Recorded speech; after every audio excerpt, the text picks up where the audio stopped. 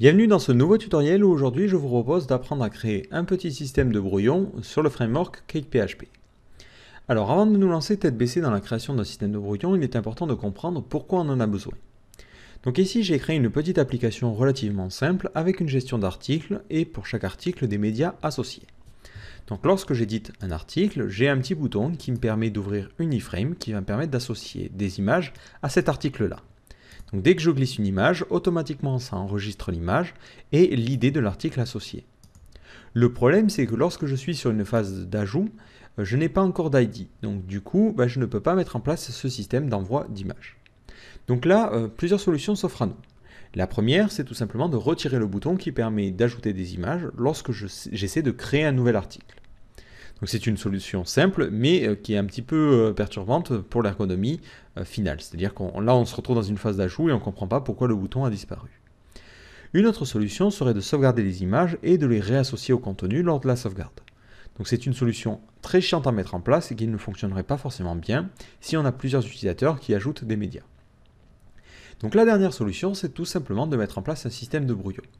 Donc l'idée, c'est de complètement retirer la phase d'ajout et en fait de la remplacer par une phase d'édition. Donc lorsque quelqu'un va vouloir ajouter un contenu, automatiquement on va créer un brouillon en base de données et on va donner ce brouillon à éditer à l'utilisateur. Du coup, on se retrouve en permanence à éditer un article et on a du coup une clé étrangère que l'on va pouvoir utiliser pour notre upload de médias.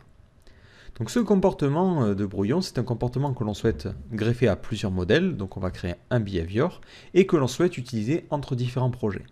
Donc du coup, ce que l'on va faire, c'est qu'on va se créer un petit plugin que l'on va pouvoir réutiliser. Alors idéalement, lorsque vous créez des plugins, surtout que là on planifie peut-être de le rendre open source, idéalement il faut utiliser ce qu'on appelle le test driven development. Donc on utilise des tests unitaires, on crée les tests et ensuite on crée le plugin pour faire fonctionner ces différents tests. Alors c'est une méthode que je conseille en général, mais vu qu'ici on est dans un tutoriel, je ne souhaite pas perdre beaucoup de gens. Donc ce que je vais faire, je vais coder le plugin un petit peu comme ça vient, sans utiliser les tests unitaires, histoire que tout le monde puisse le suivre. Dans une seconde partie, on fera des tests unitaires pour tester toutes les fonctionnalités que l'on a développées. Donc du coup, si vous êtes un petit peu plus curieux, vous pouvez suivre ce tutoriel jusqu'au bout et apprendre les tests unitaires. Si vous ne l'êtes pas, il vous suffit de regarder la première partie pour savoir comment coder ce plugin. Voilà, comme ça, tout le monde est content. Mais voilà, vous le savez, en général, mieux vaut utiliser quand même les tests unitaires en premier et ensuite développer le plugin. Alors, le principe est le suivant. Ici, j'ai dans mon contrôleur une vue d'édition qui sert aussi d'ajout. Lorsque j'édite un contenu, un ID est passé en paramètre, et si j'ai un ID, automatiquement, je récupère les données. Si je n'ai pas d'ID, je ne passe aucune donnée, et lorsque je vais faire une sauvegarde, vu qu'il n'y a pas d'ID dans thisRequestData, automatiquement, ça créera un nouvel enregistrement. Donc là, c'est tout simplement une convention personnelle. J'ai choisi de fusionner l'action d'ajout et d'édition. Alors, le problème que j'ai, c'est lorsque je me retrouve dans le cas où je n'ai pas d'ID. Automatiquement, il faudrait que je crée un brouillon. Donc là, on va imaginer le fonctionnement de notre plugin. Donc si je n'ai pas d'ID, ce que j'aimerais bien faire, c'est tout simplement récupérer un enregistrement bidon. Faire tout simplement un ID égale this, le nom de mon modèle, donc moi dans mon cas c'est post, et par exemple avoir une méthode qui s'appellera getDraftID qui me permet de récupérer l'ID d'un brouillon. Et par exemple cette méthode je pourrais même la mettre avant. If différent de ID, automatiquement je récupérerai cette ID là, et ensuite il ferait tout le reste du code. D'ailleurs il n'y aurait même plus besoin de vérifier qu'un ID est défini, parce qu'un ID serait toujours défini.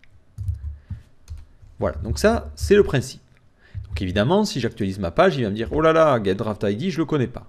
Alors ce que je vais faire, je vais créer cette fonction-là. Donc je vais créer un nouveau plugin. Donc là, je crée un nouveau dossier que je vais appeler draft. Ça va être le nom de mon plugin. Et comme je vous l'ai dit, c'est un comportement que je veux greffer sur plusieurs modèles. Donc du coup, je vais créer un comportement. Donc je vais créer, dans mon dossier plugin, j'ai dit, je vais ensuite dans draft. Et ensuite, je vais créer un dossier modèle, ensuite un dossier behavior. Et à l'intérieur, je vais créer mon fichier que je vais appeler draftBehavior.php.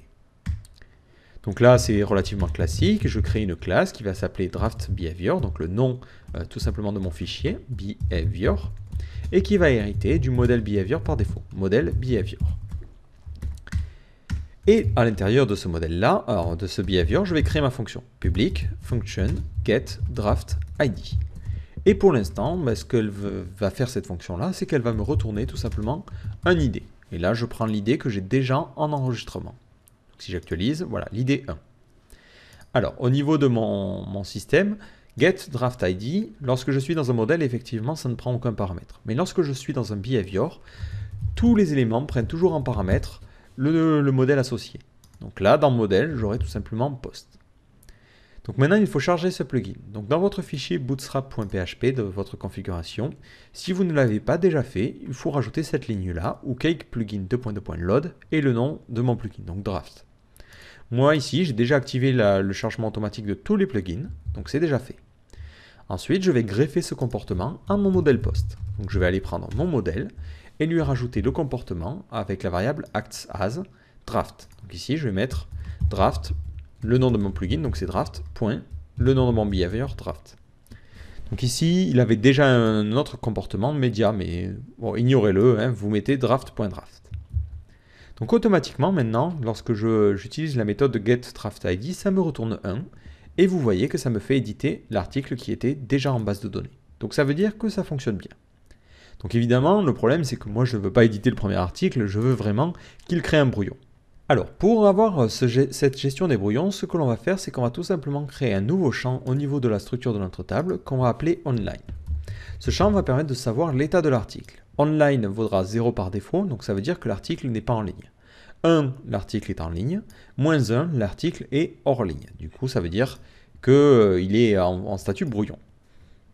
On est parti. Je vais coder ma petite fonction getDraftID. Alors la première chose à faire, c'est d'essayer de trouver est-ce qu'on a déjà un enregistrement qui a ce statut online à -1. Donc ici, je fais modèle, find, je récupère le premier enregistrement et on est parti. D'abord, je précise les champs récupérés. Ici, je n'ai besoin que de la clé primaire, donc je peux mettre ID. Attention, dans certains cas, certains utilisateurs n'utilisent pas les conventions de CakePHP. Donc là, je récupère directement le nom de la clé primaire en faisant modèle primary key. Donc ça, par défaut, ça vaut ID, mais si jamais l'utilisateur l'a redéfini, ça vaudra une autre valeur. Ensuite, on a besoin de préciser les conditions. Donc là, c'est tout simplement conditions online à -1. Donc array online à -1. Donc ici, -1. Automatiquement, ça va me retourner un résultat. Si ça me retourne un enregistrement, donc if différent de empty result, ça veut dire que j'ai déjà un brouillon. Et dans ce cas-là, je peux retourner directement l'ID. Donc pour cela, je return result, l'alias du modèle, donc le nom du modèle, et ensuite la clé primaire, modèle primary key. Et ça, je le retourne. Return plutôt. Et sinon, ça veut dire que j'ai pas d'enregistrement. Et dans ce cas-là, je vais devoir créer mon brouillon. Donc pour créer mon brouillon, je fais modèle, create, et on est parti. Donc je vais mettre comme champ array online à -1. Donc là, vous voyez que je me répète un poil, hein, je mets 2 fois cette condition-là. Donc plutôt que de faire ça, je vais créer une variable que j'ai appelée conditions. Et là, tout en haut, je vais pouvoir créer de la variable et lui dire que par défaut, ça sera array online à -1. Donc comme ça, lorsque je fais l'enregistrement, j'enregistre en fait un enregistrement qui correspond pile poil à ces conditions-là. Donc une fois que j'ai créé ce modèle-là, je vais pouvoir le sauvegarder. Mais attention, parfois ce qui peut se passer, c'est que l'utilisateur va avoir des règles de validation. Et du coup, notre sauvegarde, vu qu'on n'enregistre qu'un champ en particulier, il va peut-être se dire, attention, les règles de validation ne sont pas validées, et du coup, je ne fais pas l'enregistrement. Donc ici, je vais lui passer un premier paramètre nul, pour lui dire que je ne veux pas passer de données, vu que j'ai déjà passé les données à travers le create. Mais ensuite, en second paramètre, je vais lui dire de ne pas valider les données. Donc là, je mets false. Et enfin, je retourne, j'ai du mal à le prononcer, je renvoie plutôt l'idée du modèle, modèle ID. Voilà, donc petit récapitulatif, je cherche un enregistrement où online est à -1. Si je trouve un enregistrement, je renvoie son ID. Si je ne trouve pas d'enregistrement, je crée cet enregistrement et je retourne son ID. Donc maintenant, si je sauvegarde, je vois bien que je me retrouve avec un article vide ce coup-ci, et qu'au niveau de ma base de données, si je regarde les données, j'ai bien un nouvel enregistrement avec online à -1. Donc maintenant, dès que je sauvegarde cet article, donc au niveau de mon post contrôleur, ce que je vais faire, je vais rajouter une petite valeur et dire que par défaut, online passera à 0. Comme ça, dès qu'on fait au moins un enregistrement, cet article n'est plus un brouillon. Et là, une fois que j'ai fait ma sauvegarde, plutôt que de renvoyer l'idée, je redirige vers l'action index. Action index. D'ailleurs, en parlant de cette action-là, si maintenant j'actualise la page précédente, vous voyez que j'ai une ligne qui correspond à un article qui n'existe pas. Et ça, c'est un petit peu problématique. Donc, pensez à maintenant, dans toute votre application, à dire, lorsque vous faites des récupérations, que vous voulez récupérer tous les articles qui ont au moins online égal à 0 ou différent de moins 1. Donc, modèle online différent de moins 1. Et si maintenant j'actualise, vous voyez que mon brouillon a disparu. Voilà, c'est une petite précision, mais pensez à le faire si vous ne créez pas votre système de brouillon dès le début, parce que sinon vous allez vous retrouver avec des brouillons qui vont être affichés partout. Donc maintenant je reclique sur ajouter un article, et si j'actualise, vous voyez qu'il ne recrée pas un article, il détecte bien que j'ai déjà ce brouillon là en stock.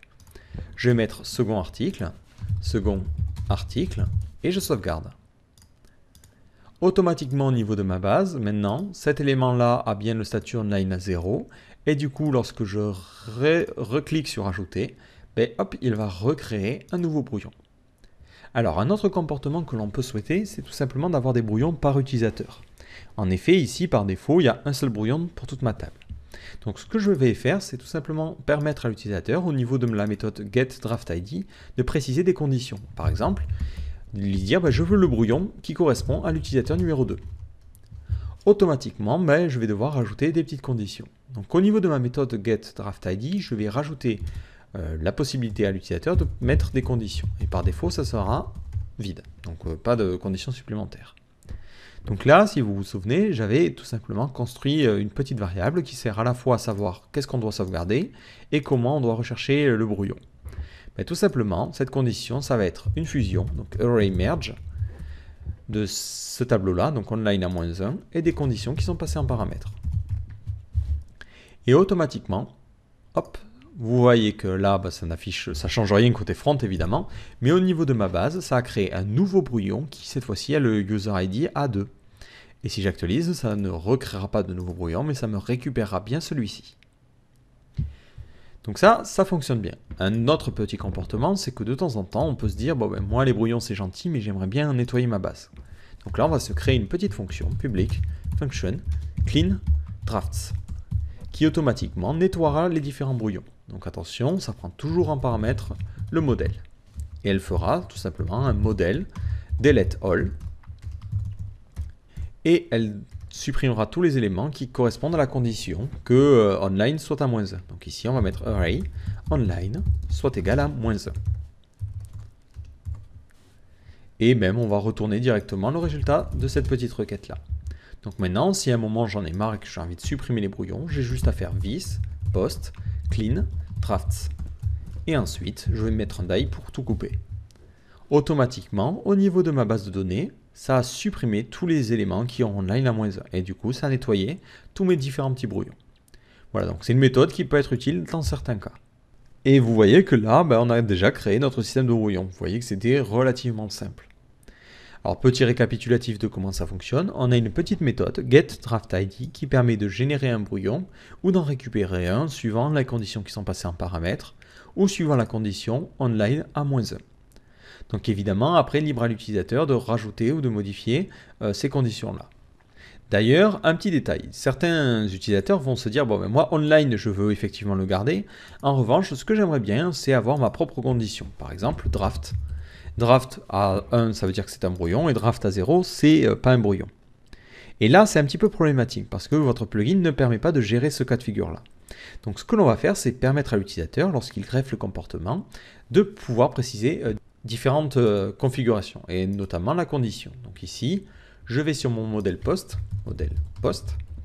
et lorsque je greffe, le premier comportement, je ne précise rien, mais au niveau du second comportement, je vais lui dire tout simplement la condition pour qu'un élément soit un brouillon. Donc, la condition, ça sera tout simplement que draft, donc là c'est conditions, ça sera que draft soit à 1. Si draft est à 1, automatiquement, ça veut dire que c'est un brouillon. Donc maintenant, ce que j'ai besoin de faire au niveau de mon plugin et du coup de mon behavior, c'est récupérer cette configuration-là. Donc pour cela, on va créer une nouvelle fonction qui est lancée au moment de l'initialisation de notre behavior, c'est la fonction setup. elle prend deux paramètres. Le premier, c'est toujours la même chose, le nom du modèle. Et le second, c'est tout simplement notre configuration. Donc ici, c'est config, et par défaut, ça sera un tableau vide.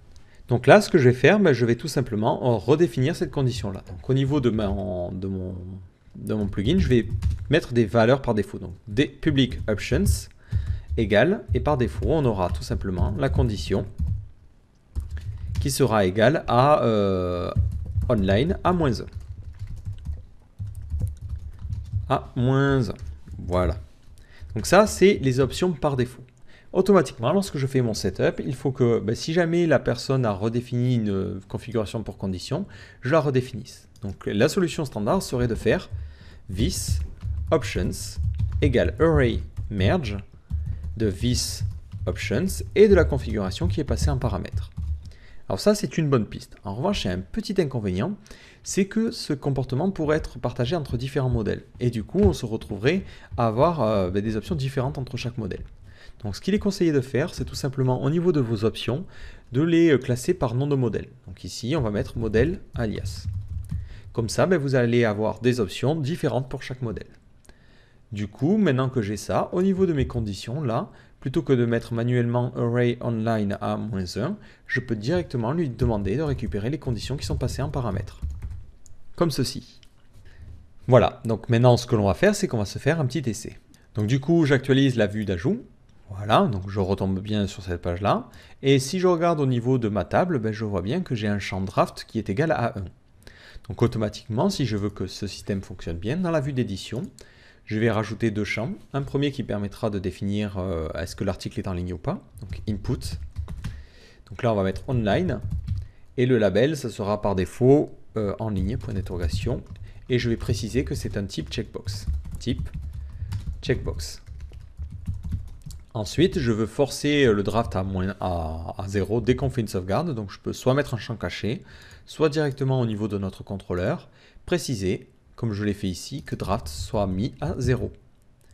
Maintenant, si j'actualise automatiquement, je vois bien que ça me permet d'éditer cet article-là pour le user ID 2 et ça met draft à 1.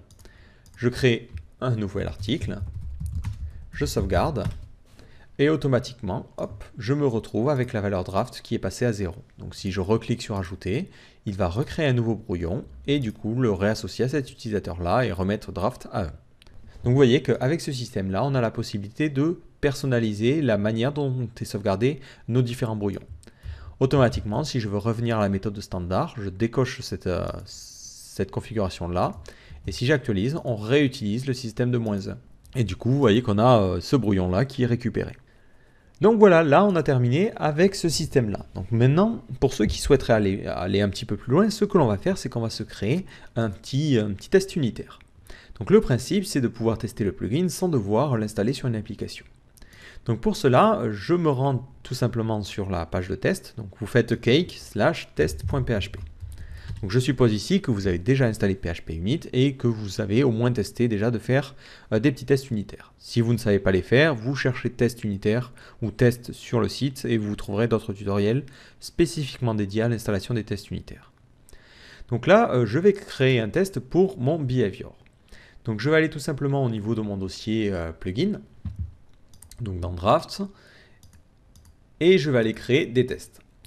Alors pour cela, je vais aller directement les créer comme ça. Vous allez dans le plugin, dans le dossier plugin. Ensuite vous allez dans votre plugin, donc Draft. Ensuite il faut un dossier test.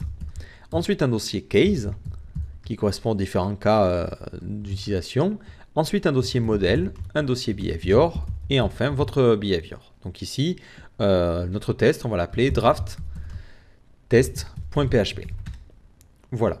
Et à l'intérieur, c'est très simple, on crée un test case. Donc on fait classe. Donc le nom de notre classe, c'est draft test case. Et ça extends de cake test case. Voilà. Et à l'intérieur, pour l'instant, je ne mets rien. Donc maintenant, si j'actualise, je vais aller me rentrer dans test et vous voyez que je peux tester ce behavior. Alors là, je remarque au passage que j'ai un petit problème au niveau du nom de dossier parent. J'ai mis un E majuscule, alors que c'est un E minuscule. Voilà, je réactualise. Et là, je peux cliquer. Donc par défaut, il me dit évidemment qu'il n'a pas de test à faire. Donc ce test, j'ai besoin de le faire sur un modèle, parce que je ne peux pas tester un composant sans avoir de modèle. Du coup, ce que je vais faire, je vais créer un modèle bidon au niveau de notre système. Donc ici, on est parti, hop, juste avant, je vais créer un petit modèle. Donc on est parti, classe, on va l'appeler post, extends de cake test model. Donc ce modèle post, ce qu'on va lui faire, c'est qu'on va lui greffer ce comportement. Donc on va mettre public, acts as, et on va lui greffer le comportement qui correspond à notre plugin. Donc c'était draft.draft. Donc là on a notre modèle, et maintenant au niveau de notre système, on va pouvoir initialiser le modèle. Donc je vais avoir besoin de ce modèle dans toutes les actions de mon cake test case.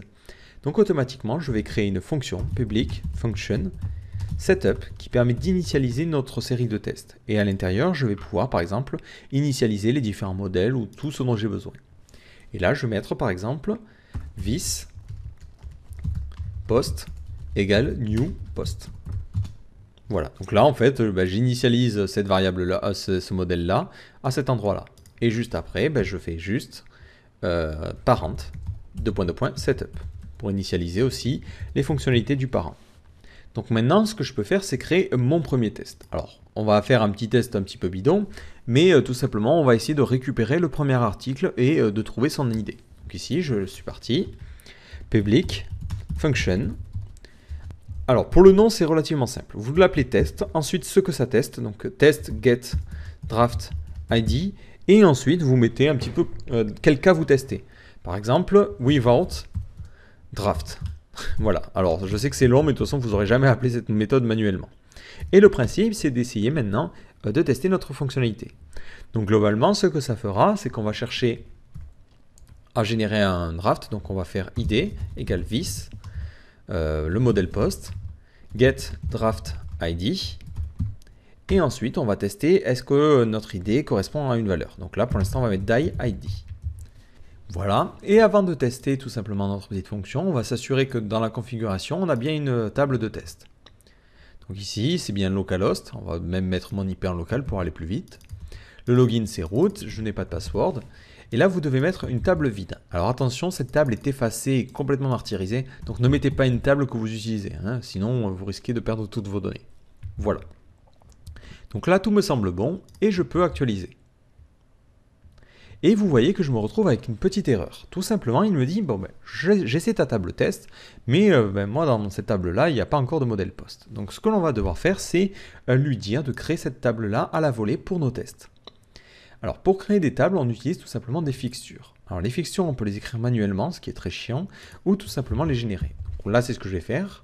Donc, je vais aller dans mon application, et je vais faire cake, bake, fixture, pour mon plugin draft, et pour le modèle post. Automatiquement, vous voyez qu'il me dit qu'il est en train de les créer.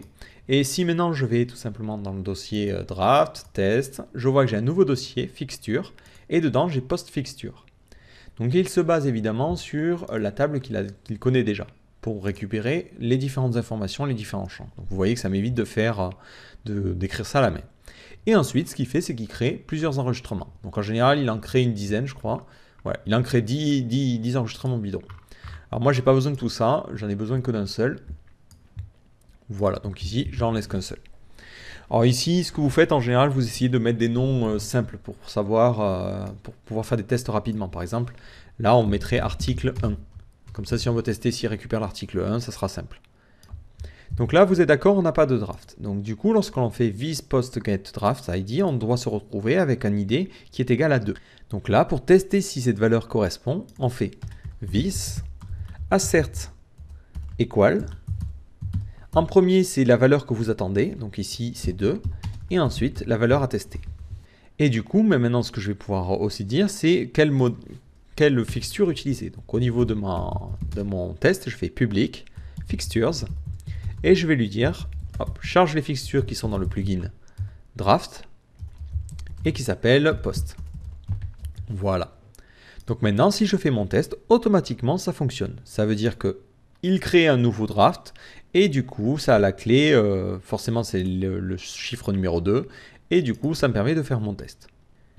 Et du coup, on va pouvoir enchaîner. Donc un autre test, ça serait de tester avec un draft qui existe déjà.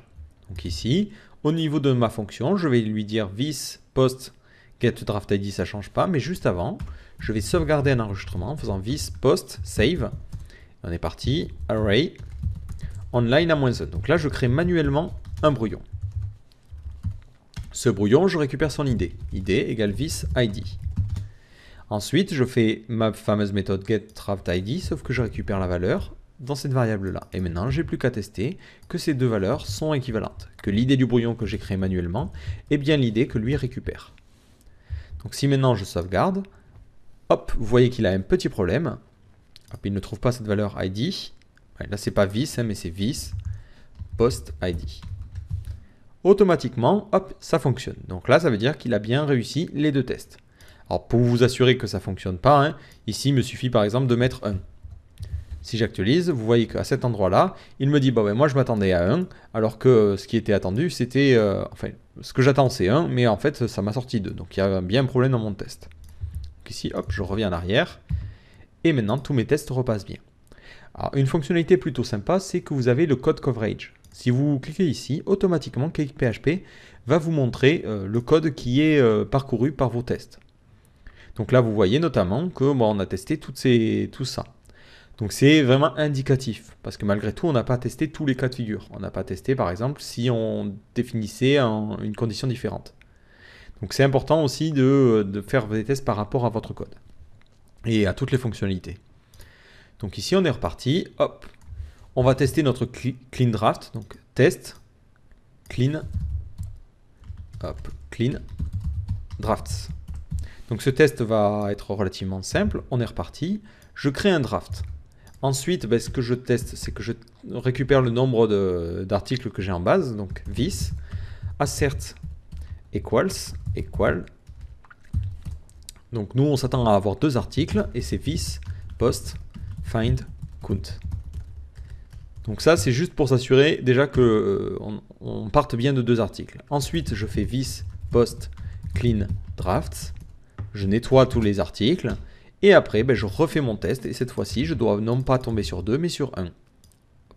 Donc attention, hein, entre chaque fonction, la base est recréée et nettoyée. Donc vous ne pouvez pas avoir des restes de ça dans cet endroit-là. Hein. Donc maintenant, j'actualise. Hop, ça passe ce test-là. Donc la fonction cleanDraft, de la même manière, elle est testée. Alors on continue. Ici, ce qu'on va faire, c'est qu'on va tester avec une condition. Donc on est parti. Public function test get draft ID et on va mettre with conditions. Donc là, on ne sauvegarde pas un article, on ne sauvegarde pas, on fait get draft ID et on va rajouter la condition user ID. Et on est parti. Maintenant, après, une fois que j'ai fini, je vais récupérer mon article. Donc je vais faire vis post find first ou même find by ID et je passe en paramètre l'id du draft, draft ID. Automatiquement, je vais pouvoir tester 2 conditions. Déjà que que j'ai tout simplement online à -1, donc post online soit bien égal à -1. Voilà. Et je vais aussi pouvoir tester. Alors c'est plutôt l'inverse. Je m'attends à avoir -1 dans post online. Et de la même manière, je m'attends à avoir le user ID à 2. Ouais, d'ailleurs là, je rajoute ma condition. Donc là, je m'attends à ce que user ID soit égal à 2. Voilà. Donc maintenant, d'ailleurs, on va mettre une erreur manuellement. Je sauvegarde. Hop, j'ai une petite erreur. Je remets 2. Et ça fonctionne. Donc ça veut dire que nos systèmes de conditions fonctionnent. Et enfin, bon, on va créer un dernier petit test. Tout simplement dans le cas où on change vraiment la condition pour récupérer un brouillon. Donc là, on est parti. Public function test get draft ID with options. Donc on est parti. Ce que je vais faire, c'est qu'au niveau de mon modèle, j'avais donc là, ce que je vais faire, je vais créer un nouveau modèle qu'on va appeler post 2. Post 2. Il va, pareil, fonctionner sur draft, sauf qu'on va lui dire tout simplement qu'au niveau des conditions, cette fois-ci, on veut que draft soit un draft à 1. Alors je sais, hein, j'écris vraiment n'importe quoi, c'est parce que je parle en même temps, mais j'ai du mal. Voilà, donc cet élément post 2, on va lui dire aussi public use table, et ça sera la table post. Hop, avec un S. Voilà. Et du coup, hop, je lance aussi cette classe-là. Donc maintenant, je vais pouvoir lancer un test et lui dire, je crée un brouillon. Donc ici, on est parti, this post get draft id. Alors attention, ce n'est plus post, mais post 2. Et là, hop, je récupère la valeur et c'était draft id. Et ensuite, on est parti. Donc là, je relance mes assert equal. Donc je vais même mettre this post 2 id égale draft id. Voilà. Et là, directement, alors j'ai besoin de récupérer la valeur de draft. Donc ça va être... et là, je m'attends vraiment à avoir 1. Et on fait this post 2 field draft. Voilà, c'est carrément plus simple. Et de la même façon, je m'attends tout simplement à ce que online, cette fois-ci, ne soit pas à -1, mais soit bien égal à 0. Donc ici, je vais mettre ce champ-là, online. Si maintenant j'actualise, hop, vous voyez que ces tests ont bien fonctionné. Si je fais le code coverage, hop, je vois bien qu'on me dit j'ai 100% de mon code. Bon, c'est vraiment à titre indicatif, mais là, on a bien testé les différentes possibilités que l'on avait au niveau de notre plugin. Donc l'avantage, c'est que si d'autres utilisateurs veulent ajouter des fonctionnalités à notre behavior, ben, ils vont pouvoir s'assurer que ça fonctionne bien. Si par exemple maintenant, hop, imaginons quelqu'un se dise, bon ben moi je trouve que cette ligne-là, elle est un peu débile, je l'enlève, hein. Lui il sait pas forcément à quoi ça correspond. Lorsqu'il va refaire le code coverage, bim, il va tomber sur ce problème-là et il va bien voir qu'il y a quelque chose qui cloche. De la même manière, imaginons dans vos options, vous aviez oublié de mettre cet alias et de classer les éléments par alias de modèle, comme ceci. Donc ça c'est un code qui, quand vous allez le tester vous ou dans votre situation, vu que vous le testez sur un seul modèle, ben, ça a l'air de fonctionner. Maintenant si je sauvegarde et que je fais les codes coverage, ben, vous voyez bien que ça provoque des problèmes. Et c'est là vraiment que le système de test unitaire prend tout son sens. Ça vous permet de tester un maximum de cas de figure sans que vous ayez à le faire à la main. Du coup, dès que quelqu'un va faire des modifications, vous saurez instantanément si les tests passent ou ne passent pas. Donc là, en l'occurrence, ben, vous voyez que ce test-là, donc c'est get draft id with draft, ben, déjà celui-là il marche plus. Donc ça veut dire que vous avez effectivement un petit problème. Et après, ben, il ne vous reste plus qu'à débugger, à savoir d'où ça peut venir. Donc là, hop, je remets mes éléments. Et automatiquement, boum, les tests repassent. Ça veut dire que mon plugin n'a pas été cassé. Donc voilà, là on a officiellement terminé, hein, on a créé nos tests. Il ne nous reste plus qu'à faire un petit fichier readme.md et l'envoyer sur GitHub pour le partager avec la communauté.